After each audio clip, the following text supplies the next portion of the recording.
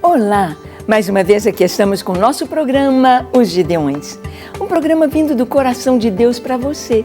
Isto mesmo, que quer aprender mais a Palavra de Deus, que quer tomar as Escrituras e ver o que a Palavra de Deus nos ensina para o lar, para a família, para cada um de nós.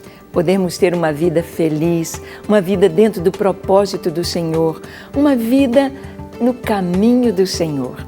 É isto mesmo, estamos estudando sobre a família. E o tema de hoje do nosso estudo é a falta de unidade na família. Será que uma família pode viver desunida? O que pode acontecer com isto? Vamos ver? Deixe o seu coração aberto para o Espírito Santo te falar. Ele nos ensina, ele é o nosso conselheiro. O programa Os Gideões já começou.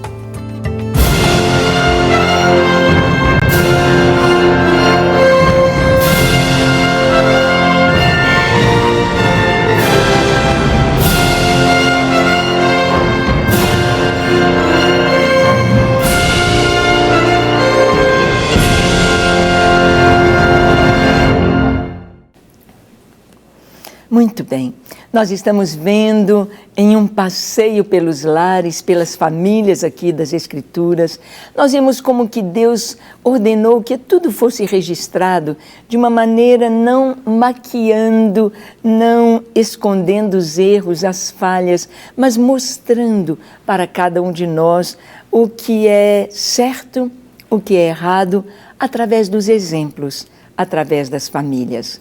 Nós aprendemos tanto com os exemplos, não é verdade? É muito importante que nossas crianças sejam criadas com histórias.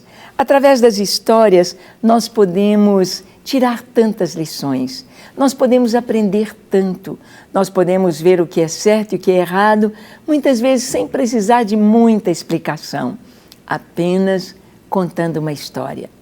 A Bíblia é um livro de histórias. É um livro de histórias maravilhosas, histórias proféticas, histórias tristes, histórias de final triste, histórias de final feliz. Histórias de pessoas que souberam viver dentro do caminho do Senhor e experimentaram tantas coisas lindas. Quando vemos o registro das histórias dos reis de Israel, nós vamos vendo em pequenas palavras que um rei foi bom, que um rei foi próspero, que um rei foi feliz, porque andou nos caminhos do Senhor. E vemos tanta tristeza, guerra, perseguição, morte, porque não andou nos caminhos do Senhor. O diferencial é exatamente esse, o que nos mostra estarmos bem ou mal, é exatamente diante do padrão, diante do prumo, que é a Escritura, a Palavra de Deus. Deus nos deixou a sua palavra para servir de lâmpada para os nossos pés, para nos mostrar o caminho onde devemos andar. Eu me lembro que quando a Suzy começou a namorar com o Kaiser, nós ficamos conhecendo a família dele, que tinha um sítio aqui pertinho de Belo Horizonte. Era o Condomínio Solar, em Igarapé. Mas quando a noite chegava, tinha muito sapo, porque havia um pequeno córrego passando ali perto da casa, e à noite era aquela cantiga dos sapos, e a Suzy e o Sérgio, eles tinham muito asco, nojo e até medo de sapo. Não medo, aquela coisa assim do sapo pular na gente. E à noite eles tinham de ir com a lanterna, por causa dos sapos no caminho. A lanterna, para mostrar onde estavam os sapos, para evitar pisar em cima de um sapo, porque na escuridão, na noite, não se vê por onde se vai. Não se enxerga claramente o caminho na noite escura. A lanterna mostrava o perigo. A lanterna mostrava onde tinha sapos para evitar, para passar longe deles, para evitá-los. A palavra de Deus é esta lâmpada que nos mostra o caminho. A palavra de Deus é esta lâmpada que esclarece, que espanca as trevas e nos mostra onde pisar com segurança. Para você não esmagar um sapo ou levar um susto na sua caminhada, na sua jornada. A palavra do Senhor, ela nos dá a direção para a gente escolher. Então, ela nos mostra, se você seguir este exemplo, vai ser tudo bem. Então, nós vemos que aqui um dos prumos que havia para os reis de Israel era seguir o exemplo de Davi. Não Davi no seu pecado, não Davi na sua vida familiar, mas Davi na sua vida com Deus. Davi buscando ao Senhor, Davi amando ao Senhor, Davi fazendo a vontade de Deus e buscando a sua direção para governar. E então diz, olha, esse rei andou nos caminhos de Davi, seu pai. Ou então, este rei não andou segundo Davi. Ele se afastou do Senhor. Ele buscou outros deuses, ele buscou ídolos, ele trouxe coisas abomináveis para Israel. Este era o prumo. Agora nós temos um prumo mais perfeito. Esse prumo é Jesus. Jesus. Tiago nos diz que ele deixou, Pedro nos diz que ele deixou suas pegadas para que nós pudéssemos seguir. Jesus viveu aqui como homem. Como homem ele venceu, como homem cheio do Espírito Santo. Ele teve uma vida em santidade. E isto nos é oferecido. O Espírito Santo de Deus nos é dado a cada um de nós. Não é só para reis, sacerdotes, profetas, porque agora em Cristo nós reinaremos com Cristo. Nós somos sacerdotes em Cristo, somos uma nação sacerdotal que ora, que intercede. E somos profetas porque pregamos a palavra de Deus, profetizamos a sua palavra. Então, esta unção está sobre nós. O Espírito de Deus está sobre nós e podemos caminhar de uma maneira reta. Nós podemos ter isso. Mas nós vamos ver que na casa de Davi, na família de Davi, faltou unidade, faltou algo, um elo entre a família, entre os irmãos, filhos de Davi. Faltou isso.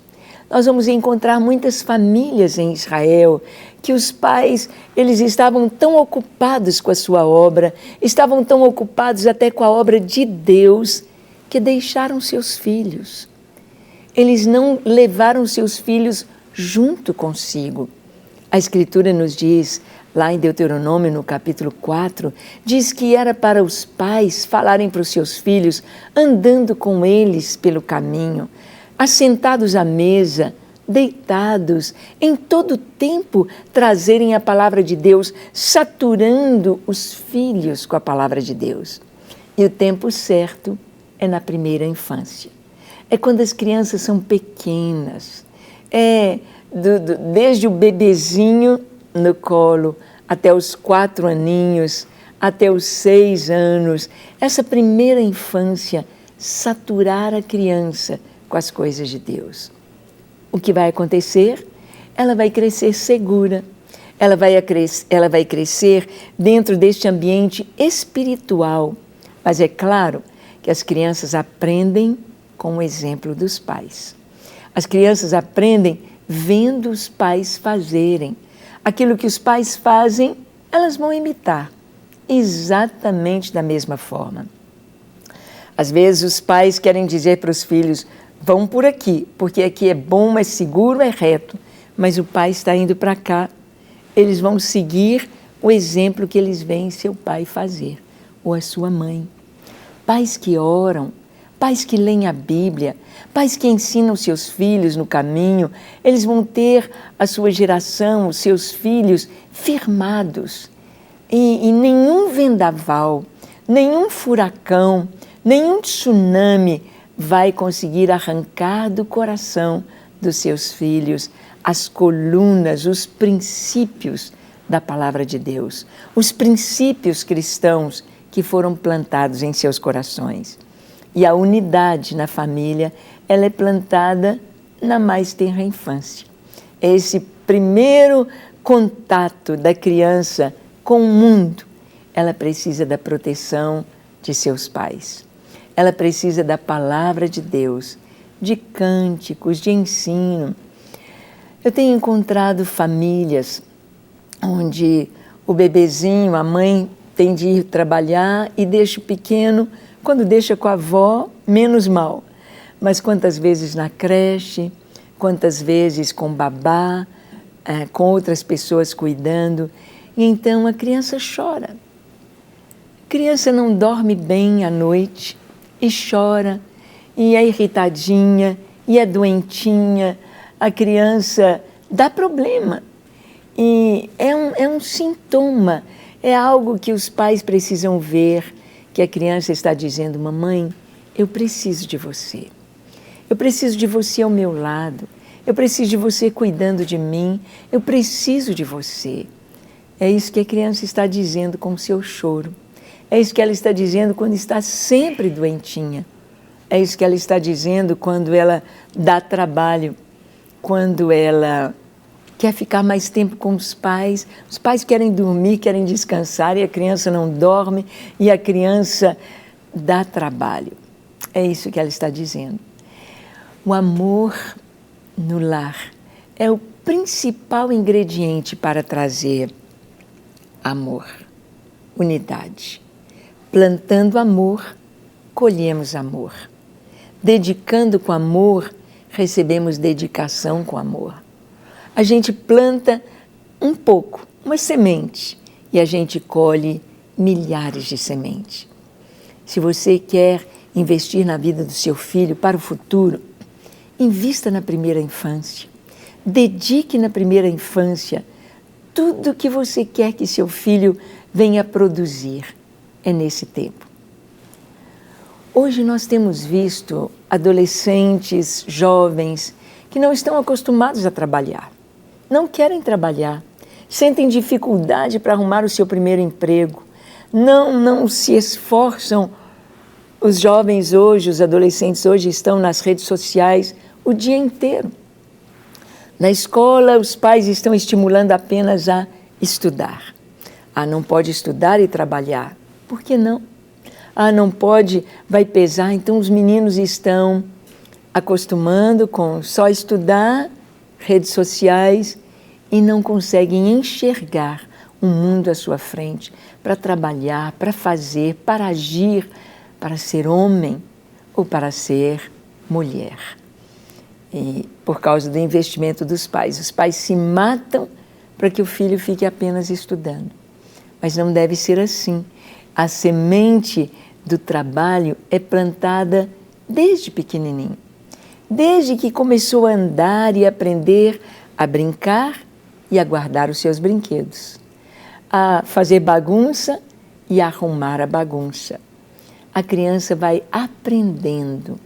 Quando ela aprende na tenra infância, tudo fica fácil, tudo fica automático. E essa unidade na família, esse amor entre os irmãos, tem de ser plantado na mais tenra infância.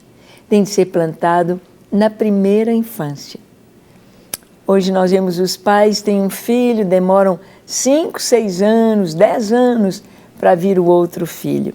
Então esse distanciamento, os dois, eles, muito difícil de serem amigos, porque a conversa deles vai ser totalmente diferente. A criança, o bebê com o adolescente, o jovem com o junior ou adolescente, essa distância não permite aquela amizade tão próxima.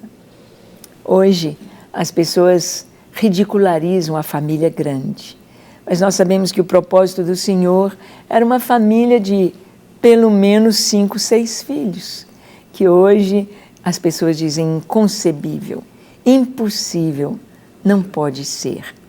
E então, o filho único ou apenas 2 que não tem esta amizade, esta liga. Vamos ver aqui na família de Davi o que aconteceu, trazendo desunião entre os irmãos. Em 1 Reis, capítulo 1, dos versos 32 ao 49, nós lemos assim: Disse o rei Davi: Chamai-me Zadok, o sacerdote, e Natã, o profeta, e Benaia, filho de Joiada. E eles se apresentaram ao rei. Disse-lhes o rei: Tomai convosco os servos de vosso Senhor, e fazei montar meu filho Salomão na minha mula, e levai-o a Giom. Zadok, o sacerdote, com Natã, o profeta, ali o ungirão rei sobre Israel. Então tocareis a trombeta e direis: viva o rei Salomão! Subireis após ele, e virá e se assentará no meu trono, pois é ele quem reinará em meu lugar, porque ordenei seja ele príncipe sobre Israel e sobre Judá. Vamos parar aqui um pouquinho. Davi, então, ainda está vivo. Davi está bem velho, não em dias, mas seu corpo está caquético. Davi está cansado, Davi está carregando uma velhice, podemos dizer, precoce, porque Davi morre aos 70 anos, e 70 anos, hoje, quantos homens, mulheres com 70 anos estão em todo vigor, ainda trabalhando, ainda governando, ainda dirigindo o carro, ainda à frente do seu negócio, ainda clinicando, ainda ensinando. Mas Davi, aos 70 anos, estava bem caquético. Davi precisava de alguém para aquecê-lo, porque sua velhice, a debilidade da velhice dele foi precoce, por ter se aposentado cedo. E Davi, então, está sobre o leito.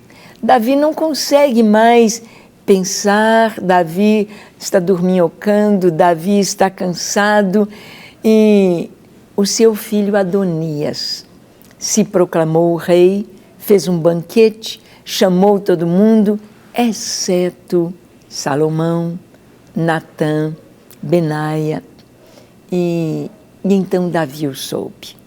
E Davi, então, antes que viesse um problema, antes que viesse guerra, antes que viesse confusão no país, Davi, então, procura acertar aquela situação, proclamando Salomão como rei. Por que chegou a esse ponto? Por que chegou a esse ponto de Davi ver na sua própria casa seus filhos? Davi havia saído de uma dificuldade tão grande de ver o seu filho Absalão desejar o trono, lutar pelo trono e lutar com seu pai, pensando até na morte do próprio Davi ali na guerra. Por que chegou nesse ponto? Isso tudo, sabemos, foi fruto de consequência do pecado de Davi. Davi errou, Davi adulterou, Davi praticou um assassinato criminoso, cruel, traição. Um dos seus valentes, um dos 30 valentes de Davi, Urias, o Eteu, ele foi morto de uma maneira tão cruel, podemos dizer, tão fria. Davi manda uma carta para Joabe pelas mãos do próprio Urias, dizendo: coloca Urias na frente da batalha e para que ele seja morto. Faça isso. Preciso ficar livre de Urias.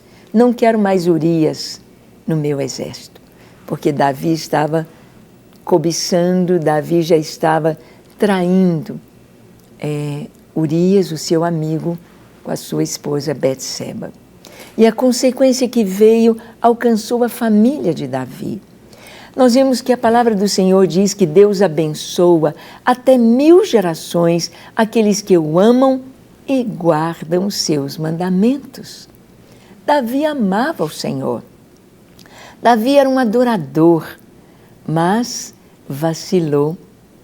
Davi teve aquele momento de fraqueza quando ele pendeu mais para a carne, pendeu para a tentação, adulterou, e para corrigir o adultério, continuou no pecado, ele matou, ele planejou a morte de Urias.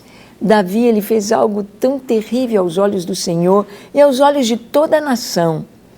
E ele não estava vendo o seu pecado, mas ele estava percebendo a sua enfermidade espiritual. Não há ninguém que mergulhe no pecado e que não sinta a a sua enfermidade espiritual. Não há ninguém que entre na traição, no adultério, na morte de alguém, no pecado, no vício, na prostituição. Não há ninguém que entre no pecado de cabeça e se sinta bem e feliz. Ele pode estar usufruindo daqueles bens que o pecado lhe trouxe. Estamos vendo em nosso país pessoas de um nível, de uma posição de topo no nosso país, hoje na prisão. Mesmo que seja feita qualquer coisa para que eles saiam ou minimizar a vergonha, é tão terrível. A história que deixam na história do nosso país é tão triste. Não vale a pena. Para que tanto dinheiro em corrupção? Para que tanto dinheiro que não pode nem usufruir dele na cadeia, prejudicando o país, prejudicando a sua própria família, trazendo vergonha. Eu me lembro, alguns anos atrás, quando 2 jovens estudaram direito e eles fizeram o seguinte, eles estudaram direito lá nos Estados Unidos e foram labutar pelo processo de seus pais. Seus pais foram condenados à morte pelo governo americano como espiões no tempo da Guerra Fria. Seus pais foram mortos de uma maneira assim tão cruel e eram inocentes. Então seus filhos lutaram para limpar o nome de seus pais. Porque desde a sua infância eles traziam sobre si esta nódoa de pais que traíram a pátria, de pais que foram traidores do seu país. E eles então batalharam para limpar o nome de seus pais. E conseguiram provar a inocência de seus pais. E receberam uma grande indenização do governo pelo que foi feito, sujando o nome de seus pais. O que os pais cavam ou plantam vai repercutir na vida de seus filhos. Davi, o pecado dele trouxe para os seus filhos consequências tão funestas, consequências tão drásticas. Trouxe morte, trouxe incesto, trouxe desunião, trouxe problemas tão graves de irmão matar irmão na família de Davi. Davi, que era um adorador. Davi, que era um homem temente a Deus, mas vacilou e pecou. Nós sabemos que o nosso Deus é um Deus que perdoa, sabemos que Deus é um Deus que traz uma nova chance, mas o pecado deixa as suas consequências. Então, a melhor coisa a fazer com o pecado é não abrir as portas do pecado, é não dar trégua à tentação, é fechar as portas à tentação, é estar cheio da palavra de Deus para evitar os problemas na sua geração, os problemas nos filhos e nos filhos dos nossos filhos. Diz aqui que então Davi manda que Salomão seja proclamado rei em Israel. O verso seguinte diz: então Benaia, filho de Joiada, respondeu ao rei e disse: Amém, assim o diga o Senhor, Deus do rei, meu senhor. Como o Senhor foi com o rei, meu senhor, assim seja com Salomão, e faça que o trono deste seja maior do que o trono do rei Davi, meu senhor.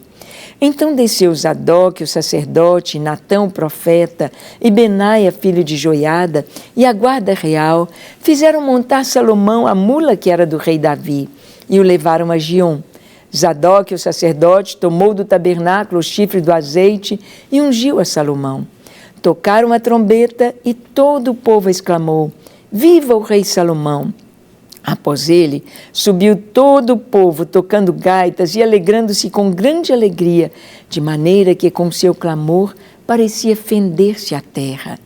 Adonias e todos os convidados que com ele estavam o ouviram quando acabavam de comer. Também Joabe ouviu o sonido das trombetas e disse: Que significa esse ruído da cidade alvoroçada? Estando ele ainda a falar, Eis que vem Jonatas, filho de Abiatar, o sacerdote.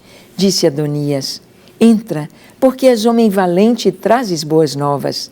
Respondeu Jonatas e disse a Adonias: pelo contrário, nosso senhor, o rei Davi, constituiu a rei a Salomão. E Davi enviou com ele a Zadok, o sacerdote, e a Natã, o profeta, e a Benaia, filho de Joiada, e aos da guarda real, e o fizeram montar a mula que era do rei. Zadok, o sacerdote, e Natã, o profeta, o ungiram rei em Giom, e dali subiram alegres, e a cidade se alvoroçou. Esse é o clamor que ouviste.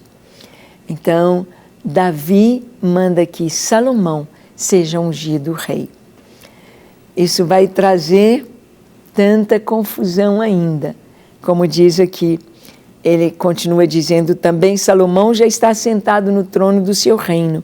Ademais, os oficiais do rei Davi vieram congratular-se com ele e disseram: faça teu Deus que o nome de Salomão seja mais célebre do que o teu nome, e faça que o seu trono seja maior do que o teu trono. E o rei se inclinou sobre o leito. Também disse o rei assim: bendito o Senhor Deus de Israel, que deu hoje quem se assentasse no meu trono, vendo os meus próprios olhos. Então estremeceram e se levantaram todos os convidados que estavam com Adonias, e todos se foram, cada um tomando o seu caminho. Esta é a realidade na vida de Davi, no seu lar, quando os irmãos não tinham união, quando os irmãos não estavam obedecendo a palavra de Deus, quando os irmãos não estavam em sintonia com o rei. Mas no seu lar, Deus pode entrar e acertar as coisas e colocar tudo no prumo. Vamos orar? Feche seus olhos e ore comigo dizendo assim: Senhor, eis-me aqui em Tua presença. Te entrego o meu coração, a minha vida, a minha família, o meu lar. Tudo que sou e tudo que tenho, coloco nas Tuas mãos. Eis-me aqui, Senhor, para fazer a Tua vontade e glorificar o Teu nome. Recebe-me, a mim e aos meus filhos comigo, e faz de nós uma família feliz, uma família que Te ama, que Te serve e que agrada ao Senhor. Nos entregamos em Tuas mãos para viver em unidade, em amor, na Tua presença, ó Senhor, em nome de Jesus. Amém, amém e amém. Para receber todas as novidades do canal, inscreva-se e, se curtir o vídeo, clique em gostei. Aproveite para acompanhar a Rede Super nas redes sociais.